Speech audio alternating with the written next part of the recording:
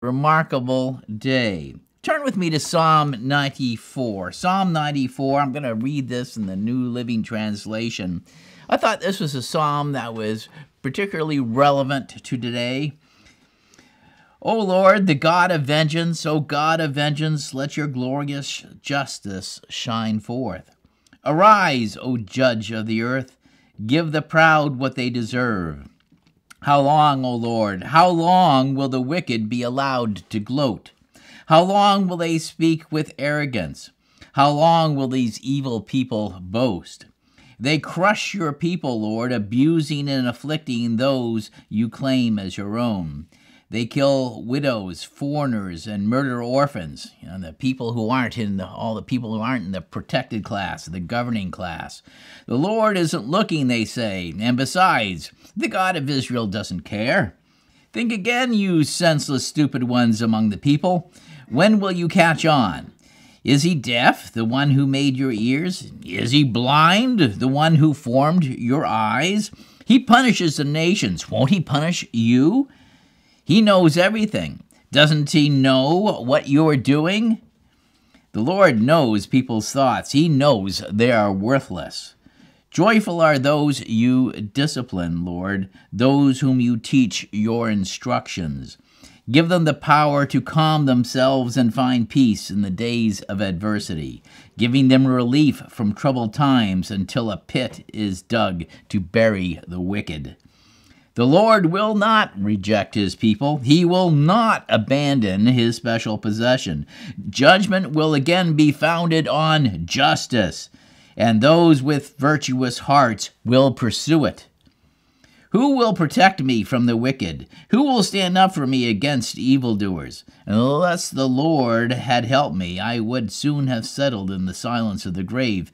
I cried out, I am slipping. But your unfailing love, O Lord, supported me.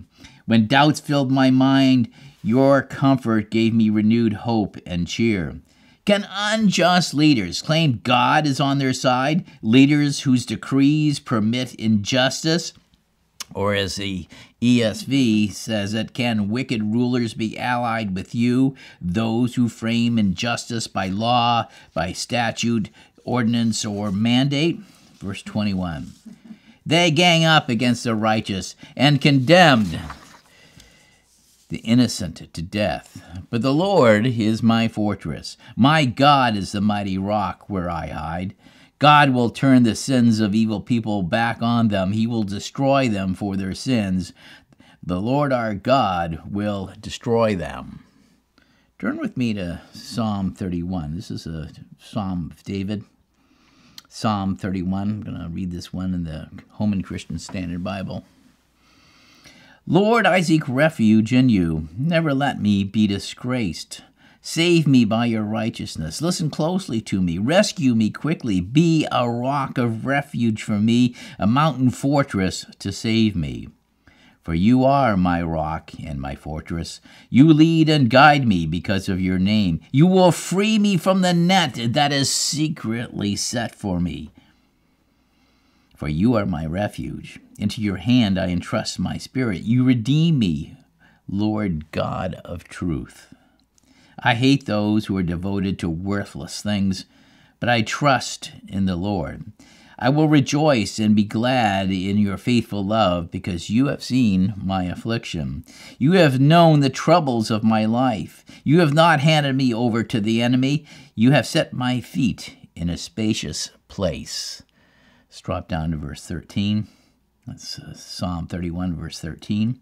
I have heard the slander of many. Terror is on every side. When they conspired against me, they plotted to take my life. Of course, this is David who wrote this, and he and his family were run from King Saul and his government for years.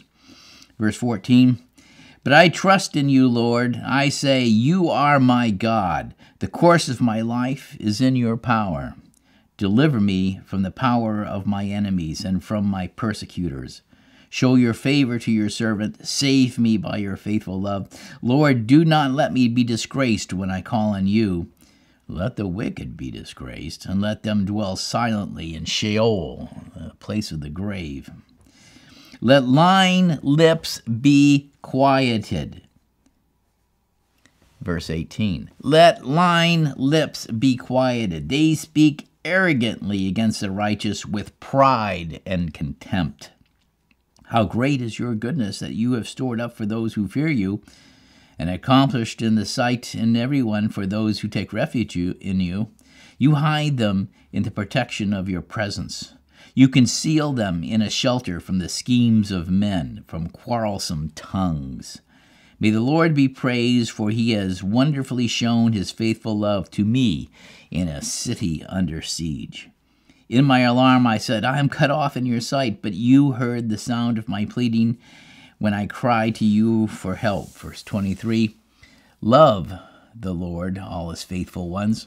The Lord protects the loyal, but fully repays the arrogant. Be strong and courageous, all you who put your hope in the Lord. Now let's turn to Proverbs. Proverbs chapter 6 and verse 16. Remember, as God has done, has said, he is going to deliver us from the power of our enemies. And he has good things in mind for us, but he has things he wants us to avoid in our lives. Proverbs 6:16. These 6 things the Lord hates. Indeed, 7 are repulsive to him. A proud look, that is, the attitude that makes one overestimate oneself and discount others. A proud look, a lying tongue, hands that shed innocent blood, a heart that creates wicked plans, feet that run swiftly to evil, a false witness who breathes out lies or even half-truths, and one who stirs up arguments, discord, and fights within a family. In this particular passage in Proverbs, a lying tongue and a false witness, it's talking about, it comes from the Hebrew word, the Strong's 8267, is sheker, deception, falsehood. Of course, and there's also the meaning of disappointment, because deception and falsehood lead to disappointment, of course. And of course, what do we know about sheker, deception, falsehood? In Exodus 20, verse 16, in the 10 Commandments, I'll read the New Living Translation version here, it says, you must not testify falsely against your neighbor. Yeah, you can't, employ sheker, you can't deception and falsehood, against your neighbor. Proverbs 19:9, and this is the Good News translation, puts it this way. It says, no one who tells lies in court can escape punishment. He is doomed. In many ways, a lot of commentators have looked at the 10 Commandments and the commandment, you must not testify falsely, you shall not give false witness against your neighbor. And they look at it as a court experience, okay?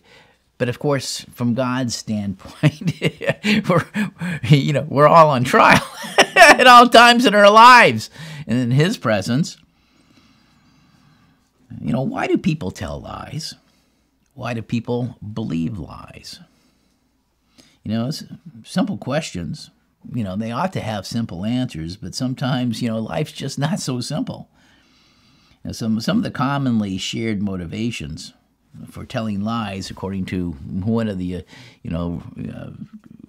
considered authorities or experts in psychology about that, Dr. Paul Ekman, he's a pretty famous clinical psychologist. He puts it this way. One of the first thing that he puts on his why do people tell lies, he says, to avoid being punished. Now, any school teacher knows this is the most this is a frequent motivation. A child, you ask a teacher, they'll hear lies all day long. Why did you do this, or whatever it might be, and they'll deny and they'll lie and whatever.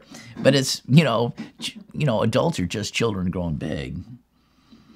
It's important to note, that from Ekman's position, there's no significant differences for lies told to avoid punishment for a purposeful misdeed versus an honest mistake as far as the reaction of the person. Proverbs 19, verse 5, Contemporary English Version, puts it this way. Dishonest witnesses and liars won't escape punishment. So if you want to avoid punishment, eventually you do better not to lie. Sometimes, it's better just to own up. I remember even when I was in junior high school or whatever, they would, teachers put an emphasis on, okay, you did this wrong, own up to it. If it was an honest mistake, there's nothing really there. But however, if it's something where you've been deceitful, whatever, there could be a punishment attached. But generally, you couldn't pull the wool over the teachers during my time in school anyways. They seem to clue into us pretty quickly. Another reason why people tell lies is to obtain a reward not otherwise readily obtainable. Well, what does that mean?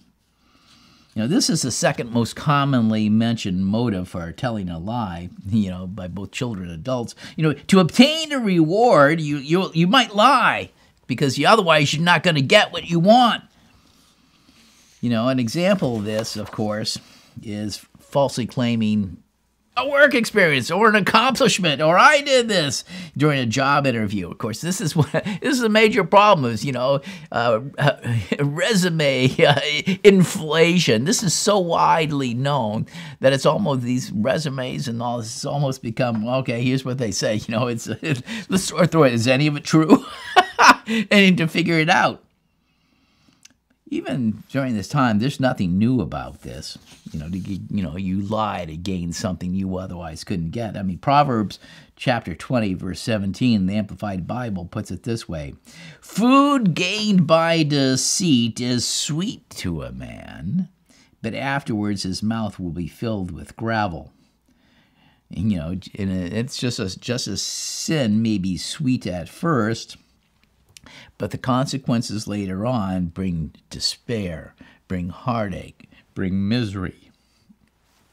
Now, I still remember one of the times a friend of mine in the church many years ago said, well, it's, what you may put down on some of these things, to get a job is one thing, but then you got to produce.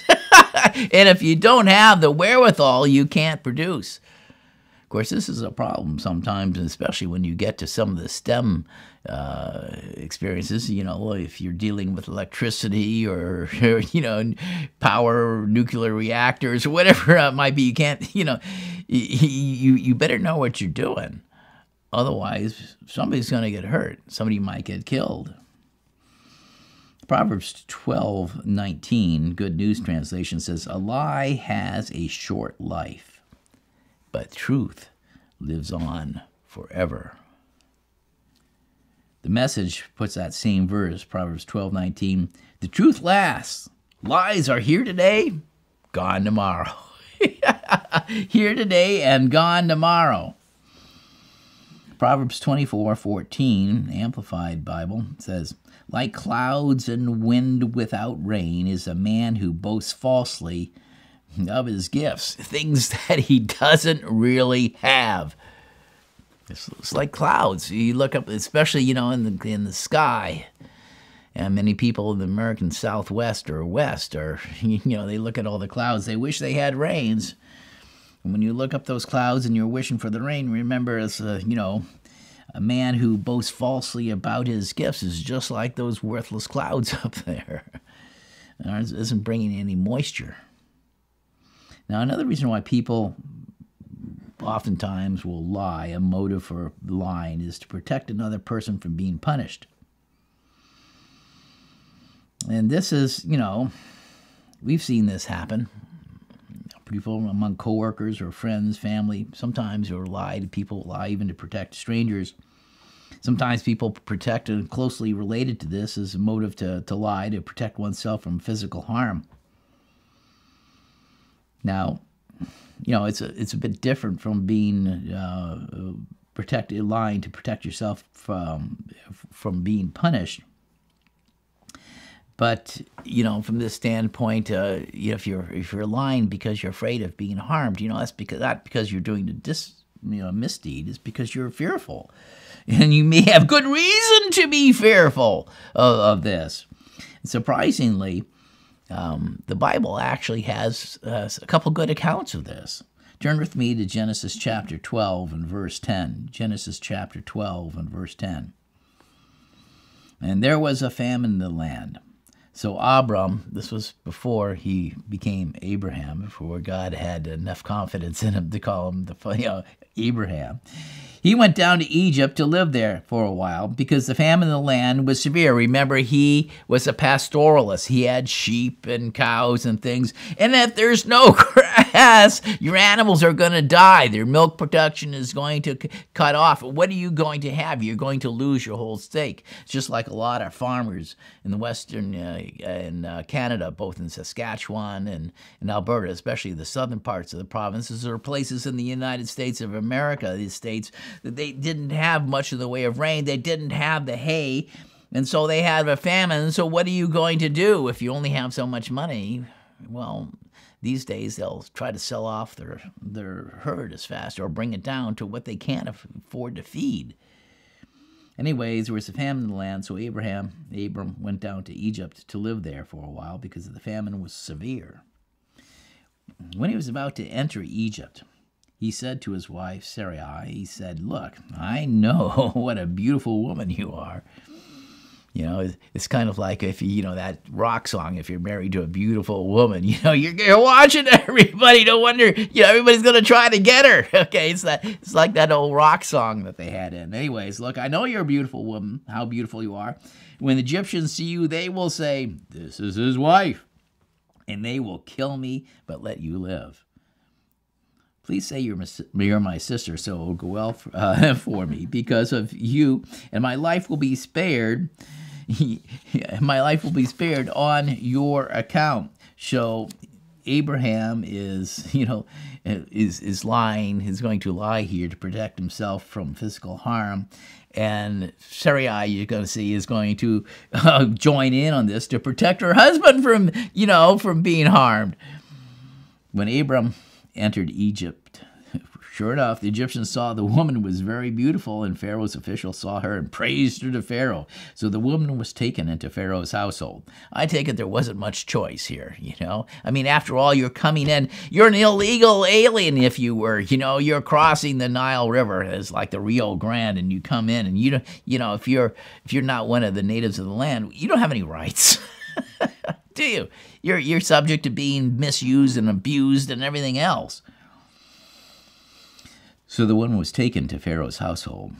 He treated Abram well because of her, and Abram acquired flocks and herds, male and female donkeys, male and female slaves, and camels. But the Lord struck Pharaoh and his household with severe plagues because of Abram's wife Sarai. Abram didn't have the power to protect himself in a society in which he was just a sojourner, resident alien, coming in. But God took his part because he had a relationship with Abram. And of course, God also did this. He knew Abram was human. He wasn't at that point where his faith had grown sufficiently strong. So God intervened. So Pharaoh sent for, he plagued. The Lord struck Pharaoh and his household with severe plagues. It doesn't say what it was, but obviously it was something that got Pharaoh's attention and all the attention of his household. It's a very personal thing, whatever it was. So Pharaoh sent for Abram. Maybe he had a soothsayer said, they looked at this and, oh, what's going on? What's new? Oh, she's new. It's the woman. "What have you done to me?" Pharaoh said to Abram. "Why didn't you tell me she was your wife?" Could you imagine, everything that went on? They said, "Who are you really?" They came out and "Why did you say she's my sister? So I took her as my wife. Now here is your wife. Take her and go." Then Pharaoh gave his men orders about him and sent him away with his wife and all that he had. Don't touch this guy. And they were so superstitious enough or whatever that they, followed up on that. And this, from this aspect, it wasn't that long. People knew some of these basic. There are these things. You shall not commit adultery. You don't take another man's wife. That was common knowledge in the culture of the time. They knew from history that civilization, society wasn't going to work very well if everybody was taking everybody as other's wife. That was going to bound to fighting and conflict But it's interesting, this motive of protecting another person from being punished or for protecting oneself from physical harm. Abram's son, Isaac, had the same situation happen. Genesis 26, verse 1, Home Christian Standard Bible. And there was another famine in the land in addition to one that occurred at Abraham's time. And Isaac went to Abimelech, king of the Philistines at Gerar. So it's right there in the area that we might be talking about these days, close to the Gaza Strip, Ashkelon, this area in the Promised Land. And the Lord appeared to him and said to Isaac, don't go down to Egypt. You're not going to do Let's not go down there. Your dad was down there. I already have I have a story about that. And the Lord, don't go down to Egypt. Live in the land that I would tell you about. Stay in this land as a foreigner, and I will be with you and bless you. See, we have to wait for what is God saying? How is God directing? Where do you do it? What is the timing? Circumstances meant he had to do something because again there was a drought. And he inherited all his father's flocks and herds. For I will give these lands to you and your offspring, and I will confirm the oath that I swore to your father Abraham, and I will make your offspring as numerous as the stars of the sky, and I will give your offspring all these lands, and all the nations of the earth will be blessed by your offspring. So he's reaffirming the covenant that he had made with his father Abraham to him. Why? Verse 5. Because Abraham listened to my voice and kept my mandate, my commands, my statutes, and my instructions. That was what faith, this was part of what faith was all about. This is what loving God was all about. So it says here, verse 6, so Isaac settled in Gerar. When the men of the place asked him about his wife, Rebekah, probably a redhead, he said, she's my sister. And for he was afraid to say, my wife, thinking the men of the place will kill me on account of Rebekah, for she is a beautiful woman. When Isaac had been there for some time, Abimelech, king of the Philistines, looked down from the window and was surprised to see Isaac caressing his wife Rebekah. Abimelech sent for Isaac and said, so, she is really your wife. How could you say, she is my sister? And Isaac answered him, because I thought I might die on her account. You see, he lied to protect himself from physical harm. That was his motivation. This is what he thought. Again, Isaac, sometimes the world is right there on top of it. And his faith wasn't perfected, and he had his dad's example. I'm sure he heard the story. Then Abimelech said, what is this you've done to us? One of the people could easily have slept with your wife, and you would have brought guilt on us. So Abimelech warned all the people with these words, whoever harms this man or his wife will certainly die. So now he had some support. It's me, God, works for good for those who love him, and whatever the circumstances. Now, you notice in the scriptures, these stories don't cast a serious blemish on either Abraham or Isaac's character from God's perspective, ultimately. While the Bible doesn't praise Abraham or Isaac for the discrepancy between their words and the facts of the matter, nevertheless, from God's perspective, the measure of Abraham and Isaac's truthfulness, their verbal accuracy, was not to be compared with their consistency in pursuing their relationship and purposes of God, of living and loving what he was telling them and following it. It's interesting, in the Old Covenant, these examples, and in the New Covenant scriptures, both the Hebrew and the Greek scriptures, truth is something that is done as well as something that is said or understood or thought or believed. Let's go to John chapter 17, verse 15. John chapter 17 and verse 15. I'm going to read this in the Message. Eugene Peterson's, it's a paraphrase, but I like the way he puts it. I know I read it all the time in either the Coulter or the King James or whatever. It's nice to get a fresh perspective. John 17, verse 15. Jesus speaking during the Last Supper, before he was going to suffer and be crucified. Now I'm returning to you. He's praying to the Father. Now I'm pertaining to you, Holy Father. I'm saying these things in the world's hearing, so my people can experience my joy completed in them. I gave them your word, Jesus is saying. The godless world hated them, his disciples, his people, because of it. Because they don't join the world's ways. God's people, don't join the world's ways.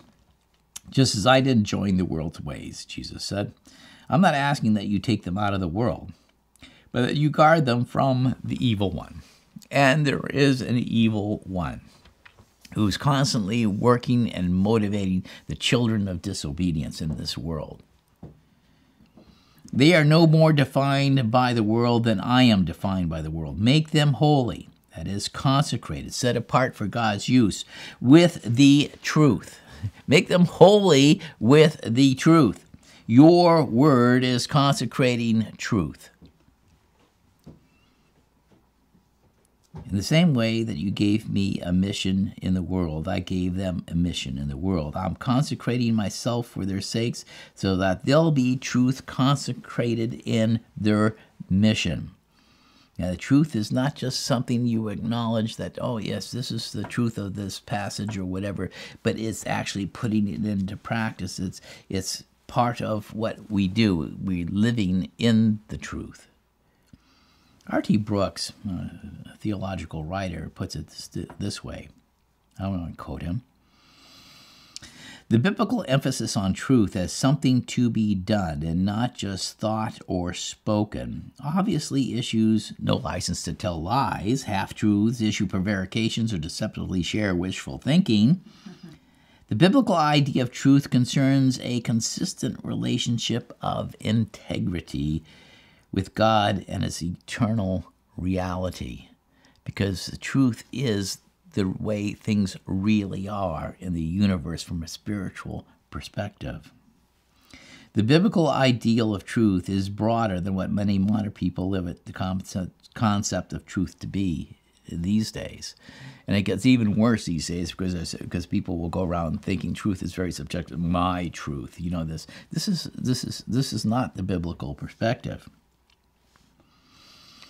Of course, another way, motivation of why people would lie would be to win the admiration of others. You tell lies to increase your popularity. They can range from little white lies to enhance the story being told, to create an entirely new fabricated persona.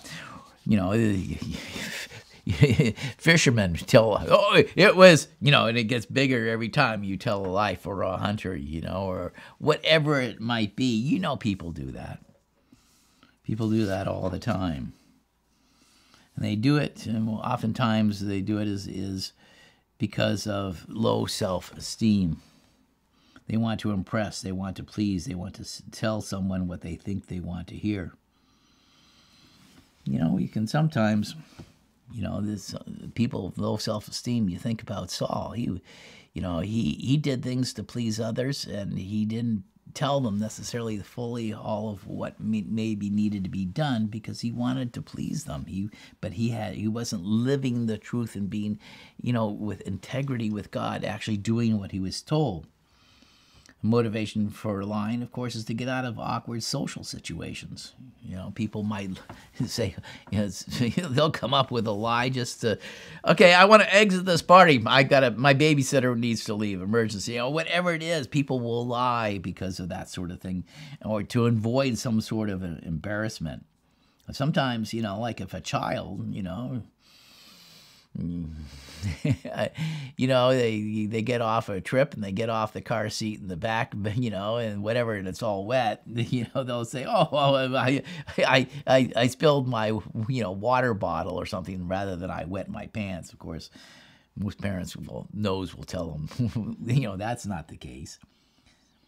But people sometimes will lie to avoid embarrassment or to get out of an awkward social situation. We find this even in the scriptures, you know, from this standpoint. Genesis 18 and verse 9. Genesis 18 and verse 9. Now, when Abraham was there, I think he was in somewhere in the area of the northern part of the Judean wilderness, north of Beersheba, where we would see now, close to the Jordan River Valley. Anyways, he had a visit one day in the heat of the day. The story is he saw three people coming up. And Abraham, being the hospitable person in the Middle East, he showed hospitality. He made them a meal. And after they ate, you know, and it sat there for a while under the shade of, I guess, an oak tree, they said to him, these men said to him, "Where is Sarah, your wife?" Now, Abraham would have been clued in and, you know, at this point in time, how did they know my wife's name and all these other things? And he said, because you get the picture, you know, you have the tent, big bed of tent, what you would think of, and he's sitting in by front of the tent door, and that's where they were eating, okay, which is where you would. Everybody's sitting on the ground, and so you have the tent and you have a curtain, because of, you know, this is the way things are done in the Middle East. Still are done in many ways in the way, same time. And the men asked, "Where is Sarah, your wife?" You know, if you do this in Saudi Arabia, it's still an awkward question. And he said, "Oh, they're in the tent." And he said, the main speaker said, "I will surely return to you at this time next year, and behold, Sarah, your wife, will have a son." By this time, Abraham is clued in on who he was speaking with. He had a pretty good idea at this point in time. And Sarah was listening at the tent door, which was behind him. She was curious. You know, she wanted to listen to this. Being social, she couldn't, as a woman, sit with all these men eating, not Middle Eastern custom. So she was listening at the tent door, which was behind Abraham. Now, Abraham and Sarah were old, well advanced in years. I think she was about 90, somewhere at this point in time. Abraham was older than that. And she was past the age of childbearing, long past. So Sarah laughed to herself when she heard that the Lord's words, saying, "After I have become old, shall I have pleasure and delight, my Lord, my husband, being also old?" I mean, it had been so many years that God had promised them children, a son or daughters, a seed. And they had waited and waited and waited. And you know the whole story. They even had this whole thing. They had Abraham, with Abraham, one of Sarah's handmaids. Maybe I can get a child, by a surrogate method. But that wasn't it. Then the Lord asked Abraham, "Why did Sarah laugh to herself, saying, 'Shall I really give birth to a child when I am so old? Is anything too difficult or too wonderful for the Lord?' At the appointed time, when the season for her delivery comes, I will return to you and Sarah, and will have a son." Then Sarah denied it, saying, "I did not laugh," because she was afraid. She was afraid. Social embarrassment, or fear of the fact that she recognized that this was God. But he, the Lord, said, "No, but you did laugh." Of course, this became the name of Isaac, laughter. So it became a family joke, from this standpoint. Did God, did it permanently impugn her character because she lied because she was afraid? Sometimes, of course, people will lie, motivation to lie, to maintain privacy without notifying others of their intention. One example might say, okay, we're going to elope because we don't want to pay for the wedding. But, the real problem is we really don't want our families getting together. Because if they do, it's going to be, like one family maybe is strong anti-vaxxer, the other are vaxxers, and no, it's not, no, it ain't going to work. So maybe they'll do it something like that. Most of those things, God can work with. They aren't permanently impugning your character necessarily. But there are those people who lie to exercise power over others, because they will control and manipulate the, the information that they want their target to hear or know. Adolf Hitler was famous for that. He would, and lying to exercise power over others is probably the most dangerous and the most heinous motives for telling lies. Let's go to Proverbs 26 and verse 28. Proverbs 26 and verse 28, Amplified Bible. A lying tongue hates those it wounds and crushes, and a flattering mouth works ruin. See, people, these people who want to exercise power, who want to get something from others, and they, God is saying their lies is they're doing it because they hate those that they're telling the lies to. They're looking to take advantage of them, to manipulate them, to control them. He also compares it like to weapons, those lies. Proverbs 25, verse 18, Amplified Bible version. Like a club and a sword and a piercing arrow is the man who testifies falsely, who presents lies, to deceptions to his neighbor, to his acquaintance, to those, who, his people that maybe he's ruling. Such people, are trying to control a situation. They're trying to exert influence. They're trying to push people to get the reactions that they want. The actual truth, the real data might be inconvenient because it doesn't conform to the narrative they are trying to push on people. So they lie. They're not concerned for others. They're lying because of their own self-interest. And as they do that, they want to protect the secret that they, have. They want to protect. They don't want to show others what their real motive is. When people lie to you, they try to conceal their emotions. They put on an act, put on a little drama skit, But oftentimes, there are even psychologists these days who've studied this, who say, there will be gives. There will be something that you can see evident on another person's face. Of course, this is nothing new. If you play poker, the best card sharks can read the other faces around the table to figure out whether they should, what they can do. Politicians do the same thing. If you suspect someone might be lying to you in person, you can't do it with your leaders, of course. If you suspect someone might be lying to you, but you're not sure, one way might be to ask them, when they say something, you might ask them the why question. To answer why, it's much more difficult for someone when they ask why, to lie about why something happened rather than it is, basic facts. Why? You might try that. If someone struggles to explain their intentions, could be a big red flag for you that they are lying to you.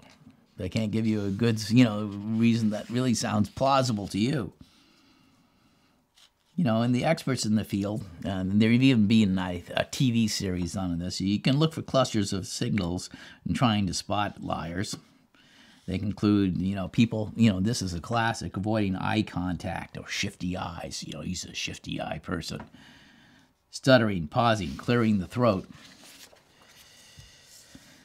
changing voice tone or volume, offering multiple excuses for a situation instead of just one, standing in a defensive posture with the arms crossed over the chest, reddening slightly on the face or neck, rubbing, stroking, or pulling on the nose, making a slip of the tongue while denying something, deflecting attention from the issue, appearing uncomfortable.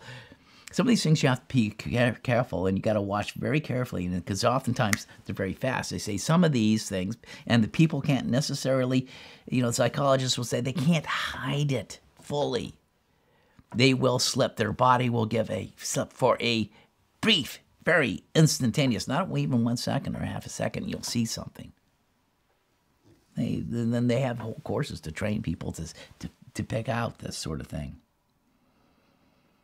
Now, some people's motivation to lie and say deceitful things and lies is because they might actually want the lie to be true. Sometimes the best con artists are the ones who believe their own stories. I've known con artists, a really good one actually a number of years ago, and she believed her own stories. That's made her so effective in telling lies to people to get other people to believe it. A liar, such a type of a motivational liar, they want their lie to be true so badly that, that it overwhelms their instinct to tell the truth. Now, Gandhi was supposedly say, be the change you want to see in the world. He never actually said that, but such liars will say, things, and they hope that they can make something come true by repeating the lie over and over and over again, hoping that it will come to pass. In today's environment of alternative facts, it's not hard to see, this sort of thing going on. Now, some people also, when they do this, and this is even a problem, the police know this, courts know it, that, some people, when they lie, their memories will actually change. They'll report something they'll actually think it's true when it's a lie, because they'll actually convince themselves enough that they'll alter their memories. Researchers in psychology sometimes believe in such a case, telling lies wields the same power as the imagination to alter actual memories. So your memory can be a lie because you want something to happen so much, you rewrite your memory of what actually was there. But all lying, whatever it might be, has consequences. Especially when you lie to someone, significant other, it affects how that person will deal with you forever after that. You've lost trust. If your spouse lies, you may have to work it out in therapy. But if an employer lies to you, or you lie to an employer, there's not likely to be much forgiveness there. Secular psychologists often say there are many considerations that come into play when deciding whether honesty is the best policy. See, that's the way our world is right now. And they'll actually say this and teach this. Now, they'll ask, was anybody harmed if I withhold a bit of the truth? So they're judging, well, is somebody going to be harmed? Now, there might be something to that. I still have the story of a friend who, during World War II, the story was this person was in southern France, and he had a place out in the country, and he was hiding Jews from the Nazis to keep them from being murdered. And one of his neighbors, jealous of him or whatever, had a long-term grudge, betrayed him to the Gestapo, and so the Germans showed up at his door. Now, the Germans had a problem being in France during World War II. They had more denunciations than they knew what to do with.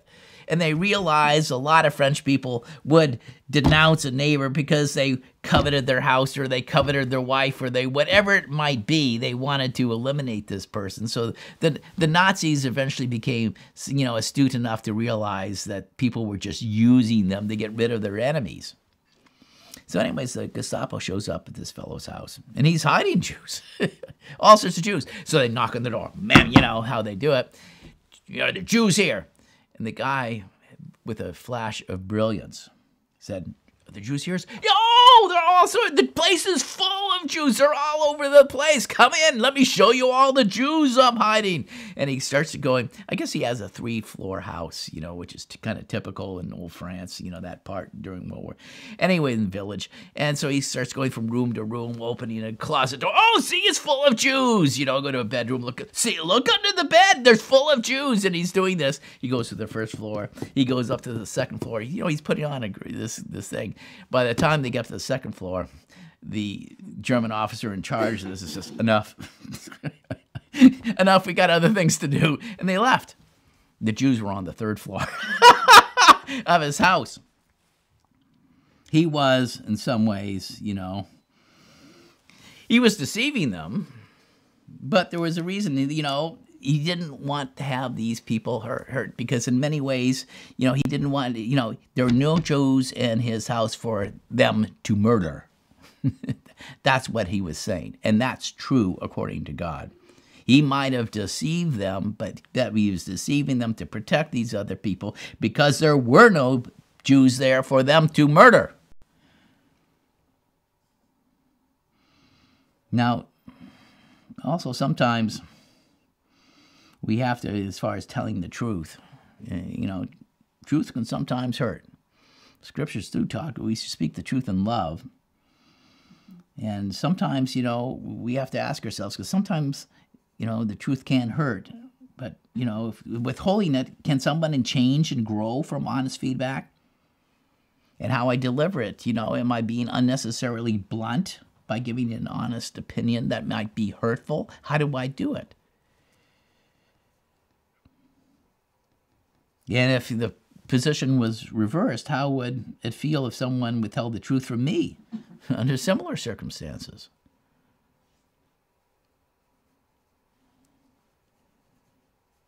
And if you avoid telling the truth in some cases, in some situations, it could be an act of cowardice. But it could also be an act of compassion. You have to ask your question, what is the purpose? We are to speak the truth in love. Let's go to 2 Thessalonians chapter 2 and verse 8. Let's take a look here in the last days of prophecy. Most people don't think of the New Covenant scriptures as prophecy, and the Apostle Paul as a prophet, but he is. 2 Thessalonians chapter 2, verse 8, Amplified Bible Version. Then the lawless one, the Antichrist, will be revealed, and the Lord will slay him with the breath of his mouth, and bring him to an end by the appearance of his coming. The coming of the Antichrist, the lawless one, is through the activity of Satan, because Satan is the original liar. And in this Antichrist, he's going to be part of how he's deceiving people is he has all these he has this great power, all kind of counterfeit miracles and deceptive signs and false wonders. They're all lies. They're all deceits. They're all shekers. All of them. In verse 10, Thessalonians 2, verse 10, and by the unlimited seduction to evil, and with all the deception of wickedness for those who are perishing because they did not welcome the love of the truth of the gospel, the truth of the revelation of God. They didn't welcome, they weren't looking for it, they didn't want it, desire it so much, so as to be saved. They preferred, it was more comfortable to be spiritually blind.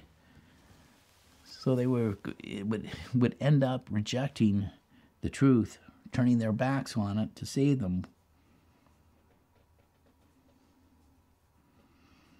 The truth, which in the Old Covenant, in the Hebrew word, this truth is an attitude of consistency.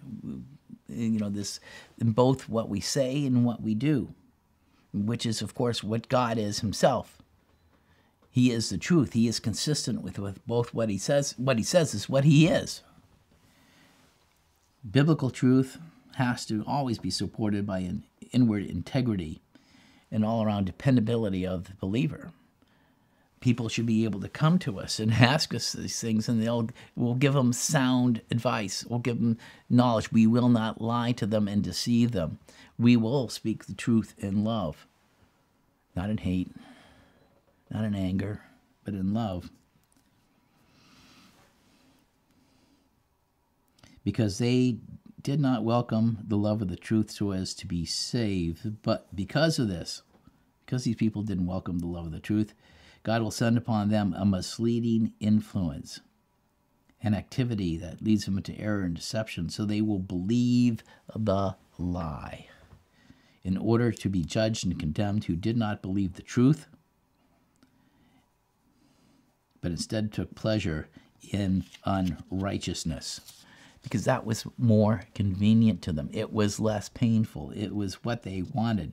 You know, the Expanded Bible version says of the Antichrist, he will use every kind of evil to trick, to deceive those who are perishing, because it's a process.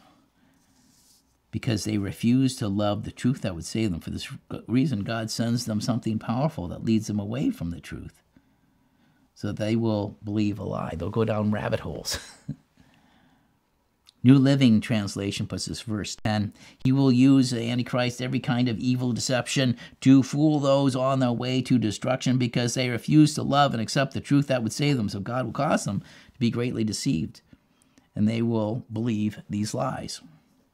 You can see this, how this works. You know, the God in the Old Covenant, the Lord did this several times. 1 Kings 22, verse 2, you know, this old story about when Ahab, when it was time for him to die, you know, how are we going to persuade him? You know, and God said, he had this spirit that came and said, I'll go out and I'll be a lying spirit in some of the mouth of his false prophets.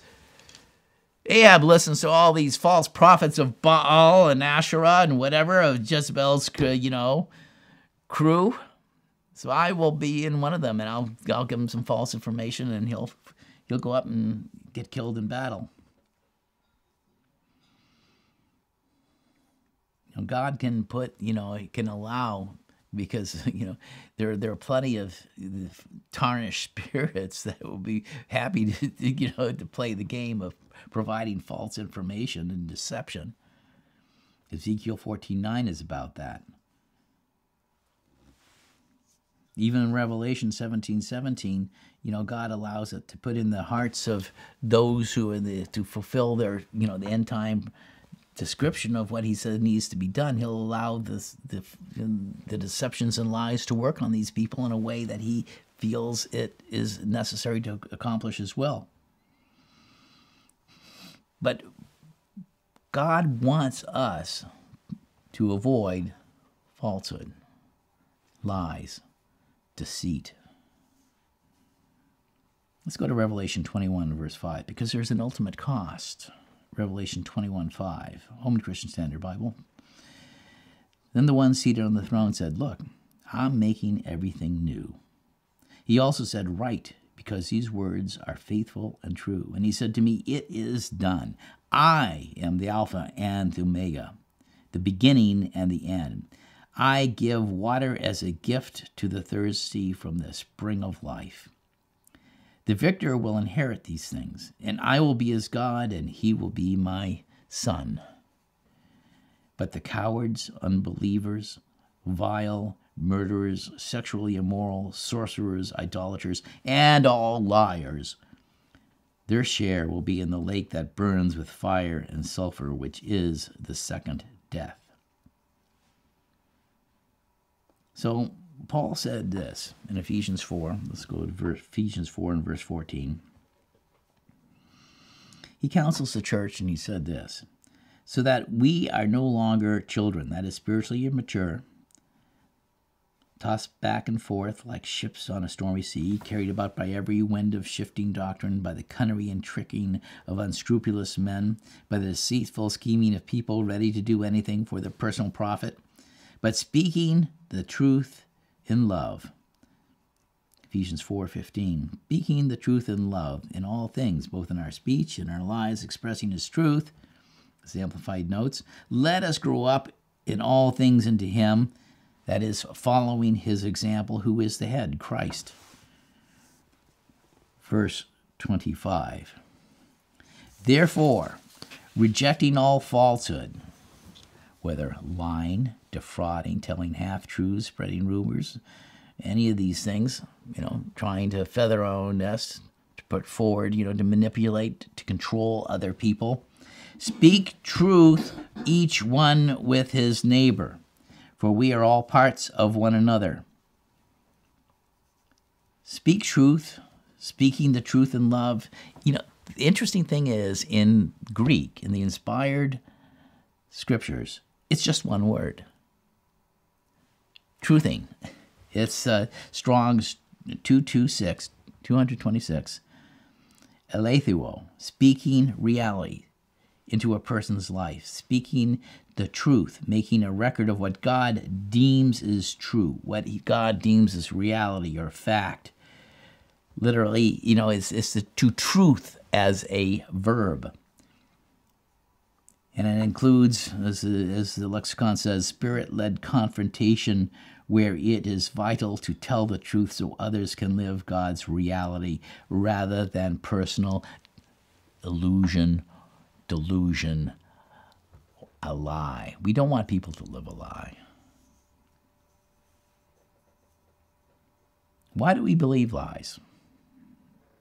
According to Diane Barth, a psychotherapist, she says, denying reality, denying the truth, not crediting something we know to be true, is a way that we think will unconsciously protect ourselves from pain, the pain of having been caught up in an untruth. She says, as a psychotherapist, I learned that it's not unusual for people to believe someone even when they have substantial proof that they are being lied to. Examples include parents who believe their children are not taking drugs even after finding a stash in the child's sock drawer. Lovers who insist that their partner is faithful despite unfamiliar underpants in the laundry. And business partners who believe that financial losses are for some unexplained reason other than that their best friend is stealing from them. Dr. Paul Ekman, who I already talked about, in his book Telling Lies, also found that we want to believe that someone is telling the truth, especially when that person is emotionally or psychologically important to us. It is painful to believe that someone we care about or trust is lying to us and is knowing that we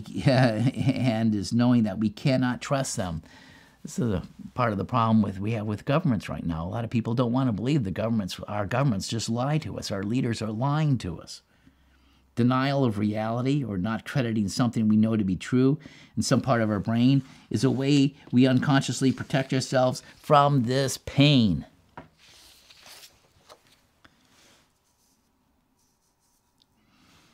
Barth says, Diane Barth, she says, we believe lies when we feel too vulnerable to allow the truth and its consequences to manifest itself in our lives. When truth does emerge, we often feel terribly betrayed, and we can lose faith in our own ability to make good judgments. To protect ourselves against this pain, we sometimes continue lying to ourselves long after reality seems unavoidable. Now, if you're a third party and someone is, lying to themselves, they're believing lies, getting angry or pointing out reality as you see it will not necessarily move someone off their denial. You can help, but you can't do it. You can't make someone see the truth if they want to remain, blinded and willing to believe a lie. The best thing you can do is let them know that you're ready and willing to talk to them about the perspective of, what is the truth, what is, that will help them. But oftentimes you find they might reject you right now, but they might turn to you later for support when something comes and they are ready to go through whatever emotional pain they need to do to come to confront themselves with the truth and actually act on it. That's why sometimes people will believe a lie. Let's go to 2 Timothy chapter 3 and verse 1. 2 Timothy 3 and verse 1. Again, Paul here, Expanded Bible Version. Paul the prophet. Remember this, know this. In the last days there will be many troubles. Terrible times, because people will love themselves, love money, be boasters, braggers, be proud, be arrogant. You'll say evil things against one another. It's going to speak abusively. They're going to blaspheme. Will not obey parents or be thankful or be kind to people. They will not love others and will refuse to forgive.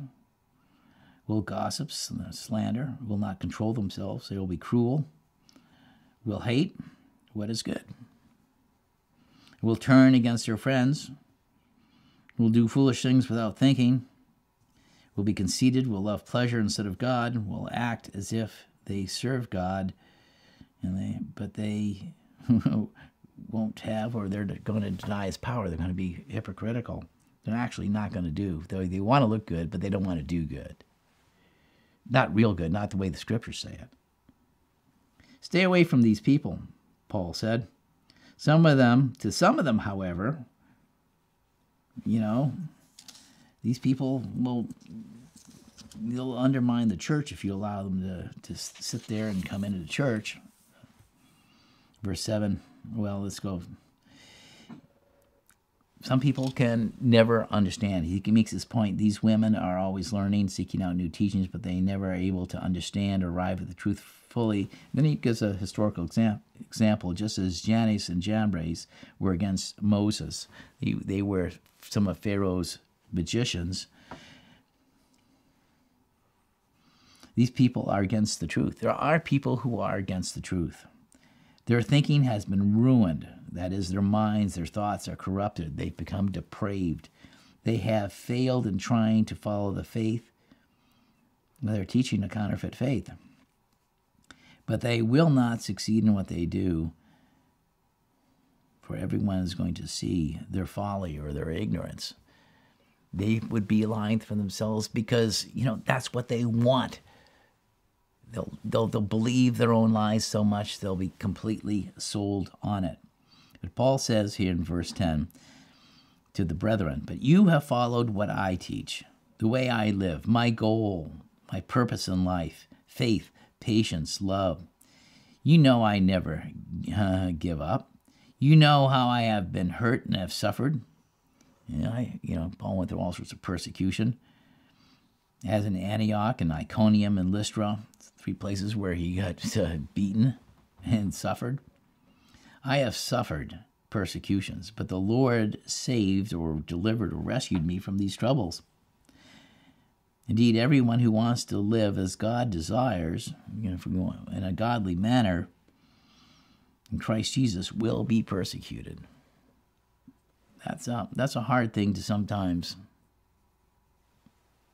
understand, but we understand that maybe now more than we might have 50 years ago. But people who are evil and cheat others, impostors, charlatans, will go from bad to worse. They will fool others and they will be fooling themselves, deceiving and being deceived, is the way King James puts it. They are going to be deceiving and being deceived because they want to believe something else. But you should continue following the teachings you learn. For you know and are confident they are true because you trust those who taught you. So you've got to know who you're listening to, who the nature of the people of someone you're listening to.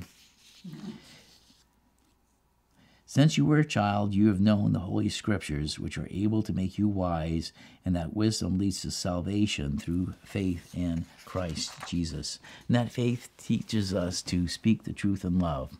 Sometimes we have to wait patiently, because not everybody is at the point where they're willing to accept the truth because it's too painful. Painful for them to realize they've been deceived maybe their entire lives, that they've bought something and now it's costing them and they made a mistake. That's hard to come up with.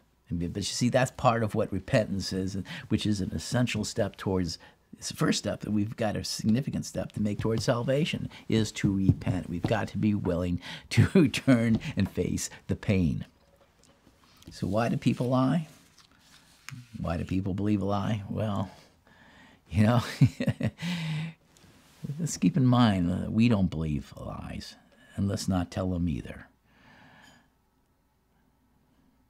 Till next week.